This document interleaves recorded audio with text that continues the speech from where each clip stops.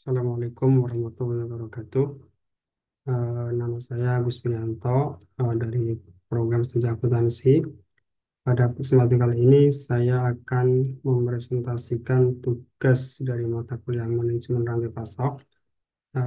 Di instruksi pengerjaan tugasnya ada beberapa pilihan untuk tema yang akan dipresentasikan. Untuk kali ini saya mengambil tema pengukuran dan evaluasi kinerja rantai pasokan. Yang pertama adalah pengertian dari pengukuran kinerja rantai pasokan. Pengukuran kinerja rantai pasokan adalah sebuah proses pengukuran yang dilakukan terhadap setiap aktivitas atau indikator dalam rantai pasok perusahaan. Pengukuran kinerja diperlukan dalam sebuah perusahaan karena hasil dari pengukuran yang dilakukan dapat dijadikan sebagai umpan balik yang mengandung informasi mengenai keberhasilan pencapaian suatu target sesuai rencana yang telah ditetapkan. Kemudian fungsi pengukuran kinerja yang pertama adalah melakukan monitoring dan pengendalian, selanjutnya mengkomunikasikan tujuan organisasi ke fungsi rantai pasokan, mengetahui posisi suatu organisasi terhadap pesaing, dan menentukan arah perbaikan. Untuk model-model pengukuran kinerja rantai pasokan ada beberapa. Yang pertama adalah SCORE atau disebut dengan Supply Chain Operation Reference, yaitu model pengukuran kinerja dalam rantai pasok yang dapat menjelaskan rantai pasok sebuah perusahaan secara detail melalui indikator pengukuran yang sesuai dengan perusahaan. Kemudian ada juga model Key Performance Indicator atau yang bisa disingkat KPI. KPI menjadi penentu derajat keberhasilan sebuah organisasi atau perusahaan untuk mencapai sebuah tujuan. KPI terdiri dari daftar aktivitas perusahaan yang dapat diukur kinerjanya dan menjadi tolak ukur untuk membandingkan antara satu kinerja dengan kinerja yang lainnya. Selanjutnya, model pengukuran selanjutnya adalah balance scorecard. Metode ini menggunakan perspektif keuangan, pelanggan, proses internal, dan pembelajaran dan pertumbuhan untuk mengukur kinerja rantai pasokan. Kemudian manfaat dari pengukuran dan evaluasi kinerja. Yang pertama adalah meningkatkan efisiensi dan efektivitas supply chain, kemudian meningkatkan komunikasi dan kolaborasi, dan selanjutnya membuat keputusan yang lebih baik. Kemudian langkah pengukuran dan evaluasi kinerja rantai pasokan. Langkah pertama adalah menentukan tujuan. Menentukan tujuan supply chain yang ingin dicapai. Tujuan ini haruslah spesifik, terukur, dapat dicapai, relevan, dan terjadwal. Langkah selanjutnya adalah menentukan KPI sesuai dengan tujuan bisnis. Untuk mengukur kinerja rantai pasokan secara efektif, dimulai dengan menetapkan indikator kerja utama atau yang biasa disebut dengan KPI yang jelas dan relevan yang selaras dengan tujuan bisnis secara menyeluruh. KPI ini harus memberikan visibilitas ke dalam berbagai aspek rantai pasokan yang disesuaikan dengan tujuan tertentu. Kemudian langkah berikutnya adalah menetapkan mekanisme pengumpulan dan pelaporan data. Penetapan mekanisme pengumpulan data dan pelaporan yang kuat merupakan hal penting untuk memastikan pengukuran yang efektif terhadap kinerja jaringan rantai pasokan. Menerapkan sistem dan proses yang efektif di berbagai titik kontak dalam rantai pasokan untuk mengumpulkan data yang akurat dan tepat waktu yang mencakup aspek-aspek seperti pemenuhan pesanan, tingkat inventaris atau tingkat stok, transportasi, pergudangan, dan kepuasan pelanggan. Langkah berikutnya yaitu langkah keempat, memonitor dan menganalisis data kinerja secara teratur.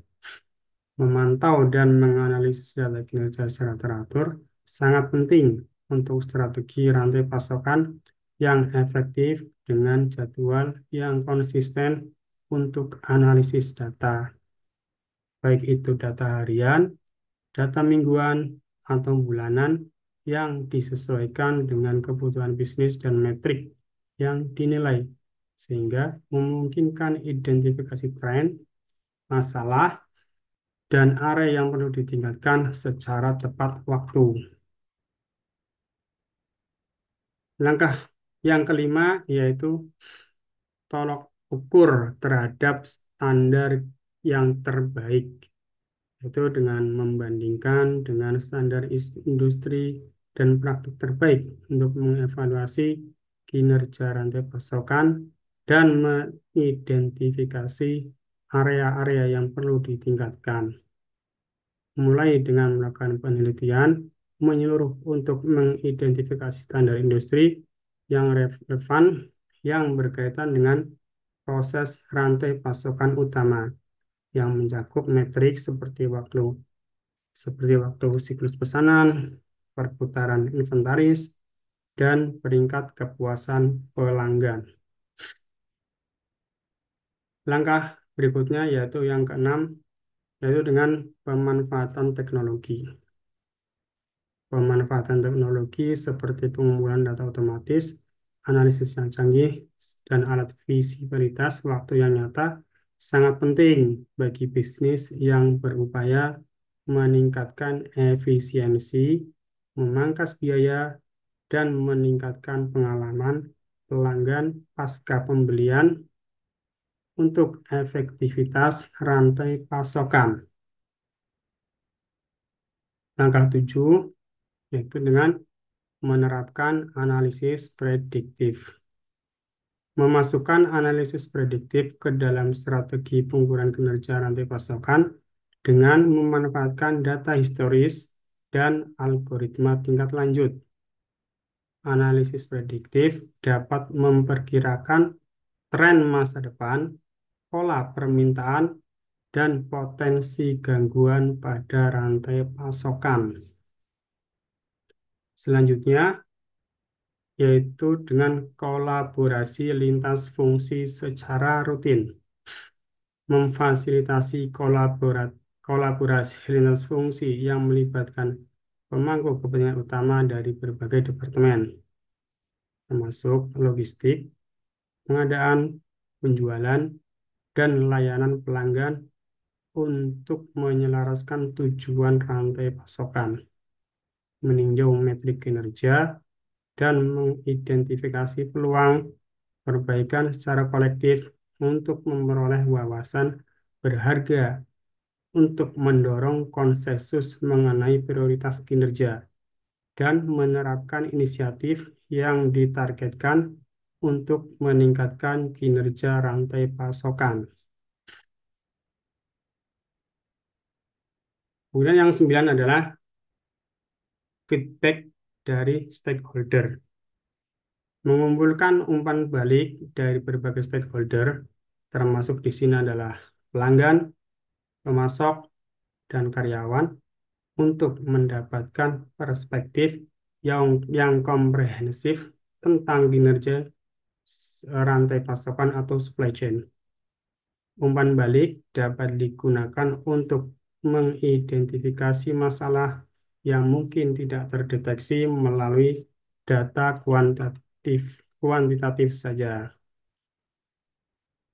Kemudian, yaitu dengan evaluasi risiko. Mengidentifikasi dan menilai risiko yang dapat mempengaruhi kinerja supply chain, seperti gangguan pasokan, perubahan permintaan, dan masalah logistik. Kemudian yang kedua adalah manajemen risiko yang efektif membantu memastikan bahwa supply chain dapat beroperasi secara berkelanjutan dan tangguh terhadap gangguan yang ada dalam proses rantai pasokan. Kemudian, sebenarnya adalah continuous improvement. Continuous improvement merupakan alat yang penting untuk meningkatkan kinerja rantai pasokan. Yaitu dengan menggunakan prinsip-prinsip Lean dan Six Sigma untuk memperbaiki proses dan mengurangi pemborosan. Kemudian melakukan kajian rutin dan penyesuaian strategi serta praktik untuk memastikan kinerja rantai pasokan tetap optimal. Dari uraian-uraian di atas tadi, maka dapat diambil kesimpulan, yaitu dengan menggabungkan pengukuran yang tepat dan evaluasi yang menyeluruh, perusahaan dapat mengelola rantai pasokan mereka dengan lebih efektif, meningkatkan efisiensi operasional, mengidentifikasi area yang perlu diperbaiki, kemudian mengambil tindakan untuk meningkatkan kinerja rantai pasokan, dan dapat mencapai keunggulan kompetitif di pasar. Demikian presentasi singkat dari tugas manajemen rantai pasokan. Atas perhatiannya, saya ucapkan terima kasih.